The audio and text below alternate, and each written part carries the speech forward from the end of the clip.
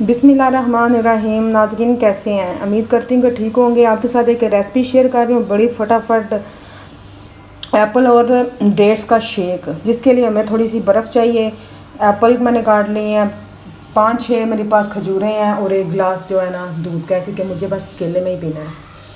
ये सारी चीज़ें जाएंगी जग के अंदर। मेरा बड़ा दिल चाह रहा था, मैंने कहा चलें आपके साथ रेसिपी शेयर कर दूँ। और अब जाएगी इसके अंदर आइस, सारी आइस मैं डाल दूँगी। इसको मुझे ठंडा ठंडा चाहिए। चलें जी, इसको 2 मिनट हम लगाते हैं। शेक हमारा रेडी है, हम डिश आउट करते हैं। इसको 2 मिनट लगाए हैं, क्योंकि डेट्स जो है ना उनको बड़ा टाइम लगता है ग्राइंड होने में। आप देख रहे हैं मैं केले केले पी रही हूँ। ग्लास बिल्कुल मेरा पास छोटा सा है।